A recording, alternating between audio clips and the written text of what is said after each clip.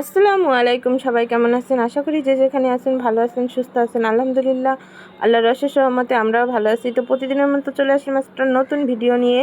তো এই যে আমার কাঁঠালগুলো আমার শ্বশুরবাড়ি থেকে পাঠাইছে ইসরাতের আব্বু, গতকালকে রাত্রে নিয়ে আসছে। যে ইসরাতে এগুলো বের করতেছে।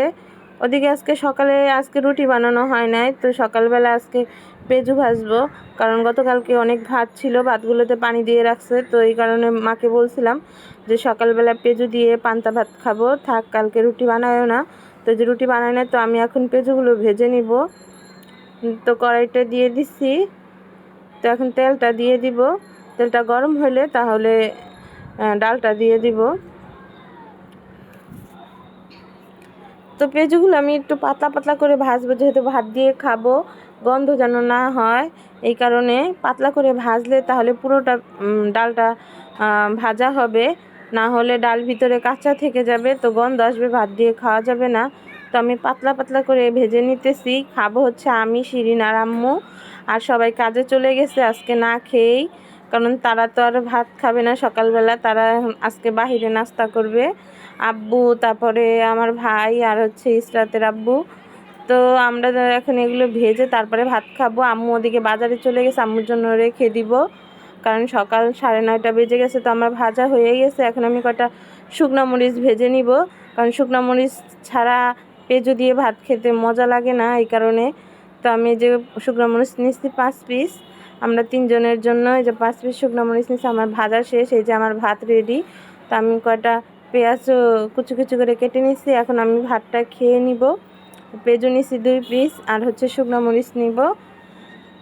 তো আজকে এই ভাতটা খেতে আসলে মজাই লাগবে, প্রতিদিন রুটি ভালো লাগে না। এদিকে শিরিন আর ইসরাত মিলে কাজ করতেছে, ঘরের পর্দাগুলো খুলতেছে, এগুলো আজকে ধোয়া লাগবে, কারণ সেই রোজার ঈদের সময় ধোয়া হয়েছে। তো 3 মাস হয়ে গেছে প্রায়, এগুলো এখনও ধোয়া হয় নাই। তো এই কারণে ভাবলাম যে এগুলো আজকে ধুয়ে ফেলি, কারণ ঘর দুয়ার পরিষ্কার করা লাগবে, অনেক ময়লা হয়েছে। তো এই কারণে ও এগুলো খুলে রাখছে, আমি আমার ঘরেরগুলো আমি ধুয়ে ফেলবো। এগুলো ভিজিয়ে রেখে ও চলে যাবে হসপিটালে। ওর গতকালকে রিপোর্ট ছিল, যে পরীক্ষা দিছিল, ওগুলো আজকে দেখাইতে হবে। তো ওর বোনকে নিয়ে যাবে হসপিটালে, আমি যেতে পারবো না। এদিক দিয়ে আম্মু বাজার থেকে চলে আসছে, ইসরাতের জন্য দুধ নিয়ে আসছে। তো ইসরাত ওর নানি বাজারে গেলে আসলে দরজা খুললে ও লাফালাফি করে, মানে ও মনে করে ওর জন্য কিছু না কিছু নিয়ে আসছে। তো এই যে দুধটা কেটে দিছে, এখন বসে বসে খাইতেছে। ওদিকে আকাশ ডাকতেছে, মনে হয় বৃষ্টি আসবে আজকে। এমনি 2 দিন ধরে অনেক গরম পড়ছে, তো আজকে মনে হয় একটু বৃষ্টি আসবে, সকাল থেকেই মেঘলা মেঘলা আকাশ। তো ইসরাতে এই যে আম্মু কাটাকাটি করতেছে, ইসরাত চলে গেছে যে বৃষ্টির কথা শুনে ব্যালকনিতে, আম্মুর রুমে ব্যালকনিতে চলে আসছে। ওকে তো সবাই খুঁজতেছে, কোথায় গেছে কোথায় গেছে। আমি এসে দেখি ব্যালকনিতে বসে বসে বৃষ্টি দেখতেছে আর দুধ খাইতেছে। তো এই যে অনেক জোরে বৃষ্টি নামছে, এতক্ষণ হালকা হালকা ছিল, এখন অনেক জোরে নামছে বৃষ্টি। আমি দেখাইতেছি আপনাদের, দেখা যায় কিনা ভিডিওতে। তো এই যে অনেক জোরে বৃষ্টি পড়তেছে। ইসরাত তো বৃষ্টি দেখলে তো অনেক খুশি হয়, তো বৃষ্টির পাগল, বৃষ্টির কথা শুনলে সে বেলকনিতে চলে যাবে, না হলে আমার ঘরে ড্রেসিং টেবিলের উপরে উঠে বাইরে দেখবে বৃষ্টি, সে বৃষ্টি দেখার পাগল। বৃষ্টি ধরতে চাও, কিন্তু ছোটো থেকে বড় হয়েছে, এখনও বৃষ্টিতে ভিজে নাই কখনো। কারণ এই যে অনেক বৃষ্টি হইতেছে, তো নিচে যে গাছপালা আছে এগুলো লড়তেছে, দেখতেছেন। আর ওইখানে বসে বসে খাইতেছে। এদিকে আমাদের রান্না বান্না রেডি করতেছে, যেহেতু আমার ভাসুর ঢাকা আসছে। তো ঢাকা আসছে যেহেতু, তো আমার বাসায় তো একদিন বেড়াতে আসতেই হবে তার। তো এই কারণে আজকে রাত্রে সে আসবে, তার জন্য রাত্রে আজকে একটু স্পেশাল কিছু রান্না করা হবে। তাই আজকে আমাদের দুপুরে খাবারের জন্য আমরা হালকা পাতলা কিছু ভর্তা, তারপরে ভাজি, এগুলো করতেছি। তো এই যে আলুগুলো সিদ্ধ দিয়ে দিব, ছোট আলু, মাঝারি সাইজের আলু ভর্তা করব। আর এদিকে আমি করল্লাটায় হলুদ আর হচ্ছে লবণ মেখে রেখে দিব, কারণ হলুদ আর লবণ মেখে রেখে দিলে করলার তিতাটা বের হয়ে যাবে, তাহলে করলা ভাজি করলে আর তিতা লাগে না। তো করলা ভাজি করবে, আলু ভর্তা করবে, ডাল রান্না করবে, শুটকি ভুনা করবে, আর হচ্ছে বেগুন ভর্তা করবে। এই কয়টা আজকে দুপুরের খাবার আমাদের। তো এই যে আমি মেখে রাখছি, এখন আমি বেগুনগুলো ধুয়ে রাখবো, যেন পানিটা ঝরে যায়। বেগুনগুলো ভাজবে, এই কারণে সুন্দর করে আমি ধুয়ে রাখতেছি। বেগুনগুলো সুন্দর ছিল, কোনো পোকা ছিল না। তো এই বেগুনগুলো তেলে ভেজে তারপরে ভর্তা করবে। আমরা পুড়ে ভর্তা বানাই না, তেলে ভেজে ভর্তা বানাই, সেটা অনেক টেস্ট লাগে, পুরাটাও টেস্ট লাগে। তো এই যে আমি শুটকি ভুনা করব এখন, এই কারণে শুটকিটা আগে টেলে তারপরে পানি দিয়ে ধুয়ে নিব ভালো করে।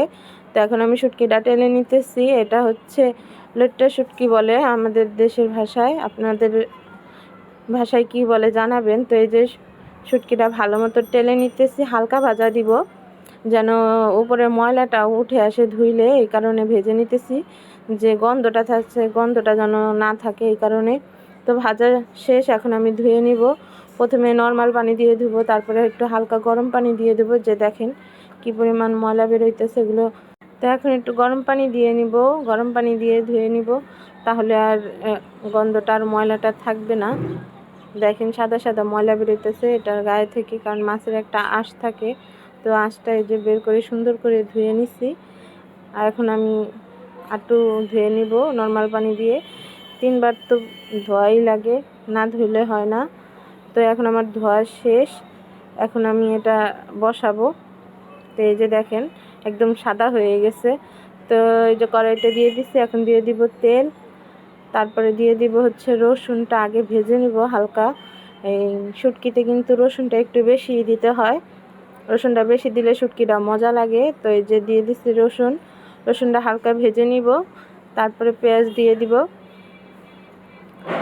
এই শুটকিটা ঘরে সবাই খায়, আমার আব্বু ছাড়া। তো এই শুটকিটাই বেশি করা হয় আমাদের বাসায়, বৃহস্পতিবারে করা হয় বেশি, কারণ শুক্রবারে মাছ মাংস খাই, এই কারণে বৃহস্পতিবারে একটু ভর্তা করে। তো আজকে যেহেতু রাত্রে একটু স্পেশাল কিছু রান্না হবে, এই কারণে আজকে রান্না করতেছে। তো পেঁয়াজ দিয়ে দিছে, এখন হলুদ মরিচ ধনিয়ার গুঁড়া লবণ দিয়ে এখন শুটকিটা দিয়ে দিবে, তারপরে ভেজে নেবে ভালো মতো। কাঁচামরিচ দিয়ে দিল কয়টা।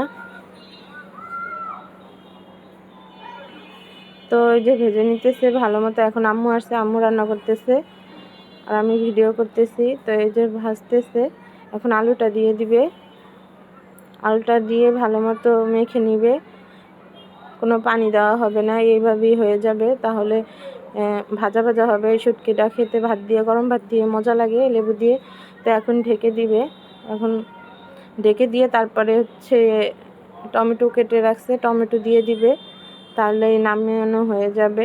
এই যে নামানো হয়ে গেছে, এই কারণে নামিয়ে রাখছে। এখন এই যে আমি আলু সিদ্ধ দিয়েছিলাম, একটা ডিমও সিদ্ধ দিচ্ছি এর ভিতরে, শিরিনা ডিম ভর্তা খাবে এই কারণে। তো ডিমটা ফেটে গেছে, গরম পানিতে ডিমটা দেওয়া হয়েছে এই কারণে ডিমটা ফেটে গেছে। তো এদিকে যে ইসরাতের জন্য দুধ গরম করতেছি, ইসরাতে খাওয়াবে, এদিকে ডাল রান্না করবে এই কারণে ডাল ধুয়ে রাখছি। তো ডালটা বসায় দেওয়া হয়েছে, ভাতও বসানো হয়েছে। তো এদিকে বেগুনটা ভেজে নিতেছে, বেগুন ভর্তা করবে এই কারণে হালকা তেল দিয়ে দিতেছে। তো ডাল রান্না হয়ে গেছে ওদিকে, এদিকে আমি বেগুনটা ভেজে নিতেছি। বেগুন এক সাইড ভাজা হয়েছে, আর এক সাইড উল্টে দিতেছি। আরও বেগুন ভাজা হয়ে গেছে, আর এই কটা ছিল, এই কটাও ভেজে নিতেছি। আজকে অনেক বেগুন হয়ে গেছে। তো এদিকে করলাটাও ভাজি করে নিতেছি, করলা ভাজিটা হয়ে গেছে প্রায়।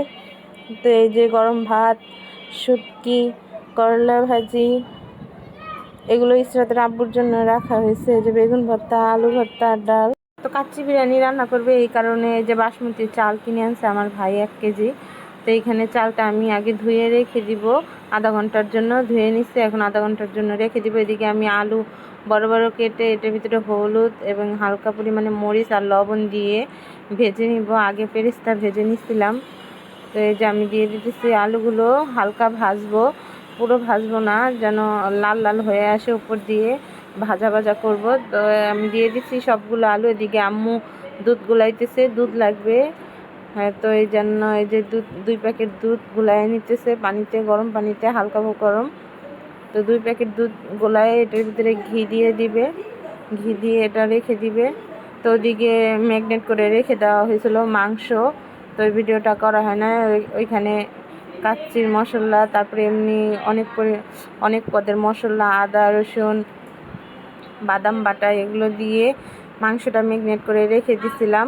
তো জাম্মুর দুধ গোলানো হয়ে গেলে এগুলো মাংসের ভিতরে দিয়ে দিব, আর হচ্ছে সয়া সসটাও দেওয়া হয় নাই। তো এই যে মাংসটা এখানে মেখে রেখে দিছিলাম, 1 ঘন্টার মতো হয়ে গেছে। এখন একটু সয়া সস দিয়ে দিব, উপরে পেরেস্তা দেওয়া আছে, ওদিকে আলুটাও ভাজা হইতেছে। তো সয়া সসটা দিয়ে আর হচ্ছে দুধ আর ঘি এগুলো দিয়ে মেখে তারপরে বসায় দেব।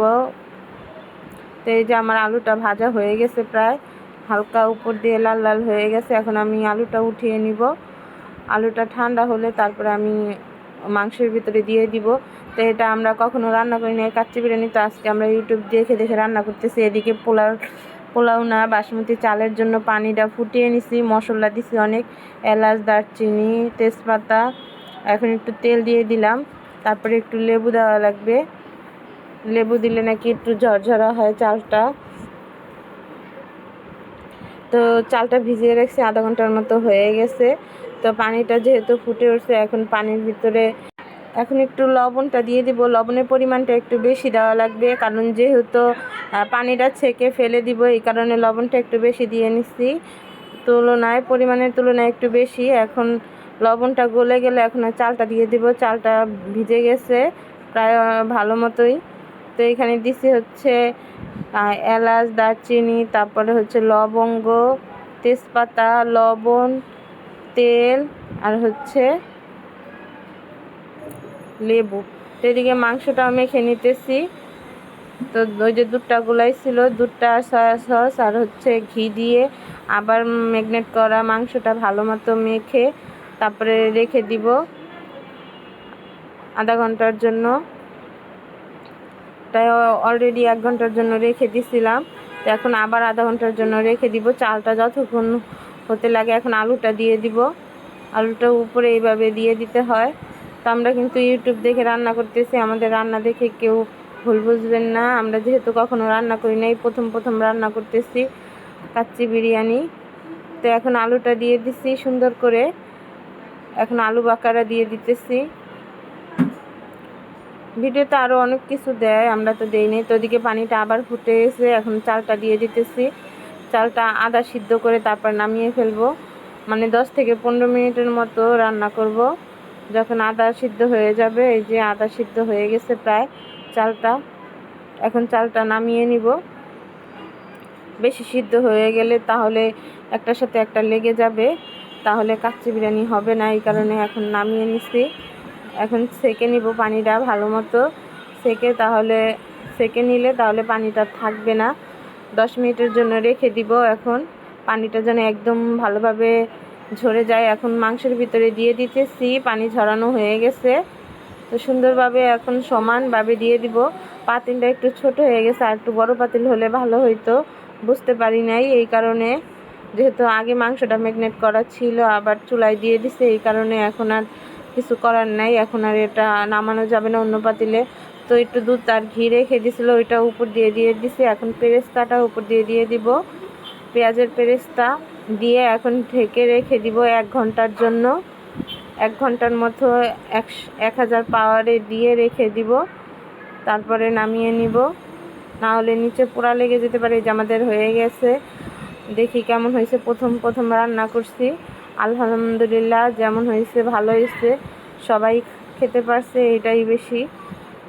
তো এই যে আমার ভাই ঢেলে নিতেছে পাতিলে, নিচে হালকা পরিমাণে একটু পোড়া লেগে গেছিলো, বেশি পোড়া লাগে নাই। তো এখন সবাই নিয়ে খাইতেছে।